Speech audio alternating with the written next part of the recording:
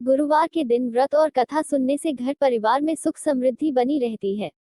आइए जानते हैं गुरुवार व्रत कथा के बारे में। कथा के अनुसार प्राचीन काल की बात है। किसी राज्य में एक बड़ा प्रतापी और दानी राजा राज करता था। वह हर गुरुवार को व्रत रखकर दीन दुखियों की मदद करके पुण्य प्राप्त करता था, परंतु ये बात उसकी रानी को अच्छी नहीं लगती थी। वह न तो व्रत करती थी और न ही दान पुण्य में विश्वास रखती थी। इतना ही नहीं, वह राजा को भी ऐसा करने से मना करती थी। एक समय की बात है, राजा शिकार खेलने के लिए वन गए। घर पर रानी और दासी थी। उसी समय गुरु बृहस्पतिदेव साधु का रूप धारण कर राजा के दरवाजे पर भिक्षा मांगने आए। साधु ने जब रानी से भिक्षा मांगी तो वह कहने लगी, हे साधु महाराज, मैं इस दान और पुण्य से तंग आ गई हूँ।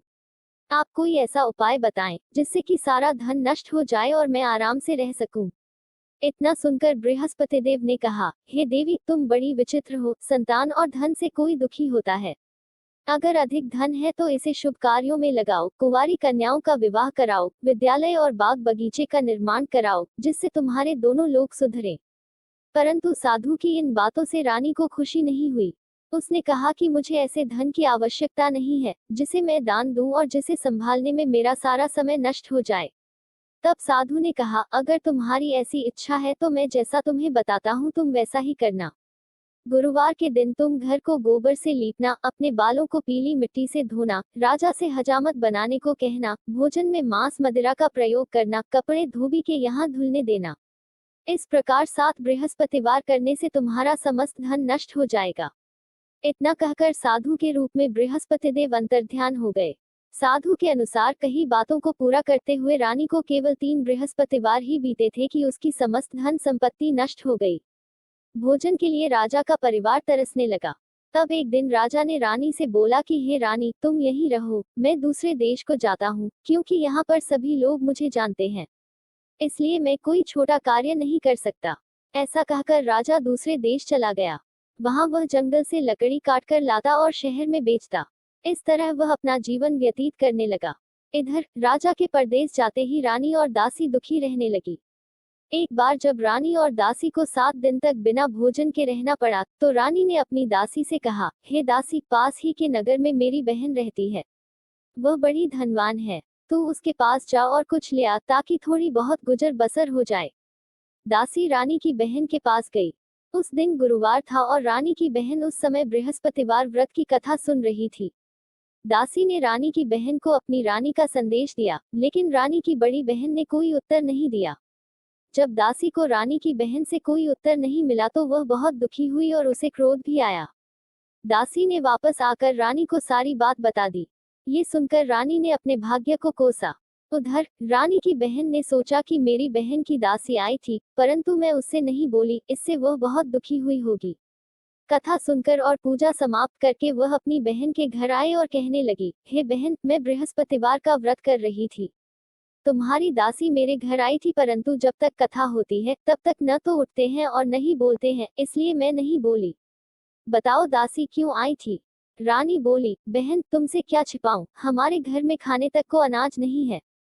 ऐसा कहते कहते रानी की आंखें भर आई। उसने दासी समेत पिछले 7 दिनों से भूखे रहने की पूरी बात अपनी बहन को बता दी। रानी की बहन बोली, देखो बहन, भगवान बृहस्पतिदेव सबकी मनोकामना को पूर्ण करते हैं। देखो, शायद तुम्हारे घर में अनाज रखा हो। पहले तो रानी को विश्वास नहीं हुआ, पर बहन के आग्रह करने पर उसने अपनी दासी को अंदर भेजा तो उसे सचमुच अनाज से भरा एक घड़ा मिल गया। ये देखकर दासी को बड़ी हैरानी हुई। दासी रानी से कहने लगी, हे रानी, जब हमको भोजन नहीं मिलता तो हम व्रत ही तो करते हैं, इसलिए क्यों न इनसे व्रत और कथा की विधि पूछ ली जाए, ताकि हम भी व्रत कर सकें। तब रानी ने अपनी बहन से बृहस्पतिवार व्रत के बारे में पूछा। उसकी बहन ने बताया, बृहस्पतिवार के व्रत में चने की दाल और मुनक्का केले की जड़ में अर्पित करें तथा दीपक जलाएं, व्रत कथा सुने और पीला भोजन ही करें। इससे बृहस्पतिदेव और भगवान विष्णु प्रसन्न होते हैं। व्रत और पूजा की विधि बताकर रानी की बहन अपने घर को लौट गई। 7 दिन के बाद जब गुरुवार आया तो रानी और दासी ने व्रत रखा। वह घुड़साल में जाकर चना और गुड़ लेकर आई। फिर उससे केले की जड़ तथा विष्णु भगवान की पूजा की। अब पीला भोजन की चिंता को लेकर दोनों बहुत दुखी हुई। चूंकि उन्होंने व्रत रखा था, इसलिए बृहस्पतिदेव उनसे प्रसन्न थे।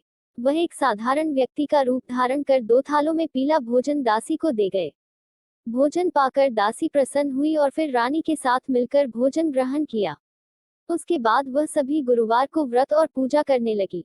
बृहस्पति देव की कृपा से उनके पास फिर से धन संपत्ति आ गई, परंतु रानी फिर से पहले की तरह आलस्य करने लगी। तब दासी बोली, देखो रानी, तुम पहले भी इस प्रकार आलस्य करती थी, तुम्हें धन रखने में कष्ट होता था।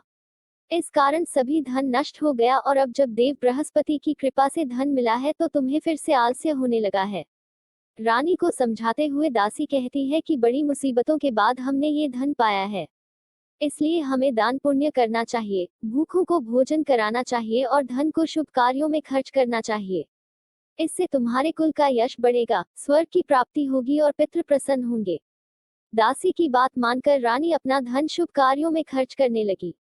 इससे पूरे नगर में उसका यश बढ़ने लगा। बृहस्पतिवार व्रत कथा के बाद श्रद्धा के साथ आरती की जानी चाहिए। इसके बाद प्रसाद बांटकर उसे ग्रहण करना चाहिए।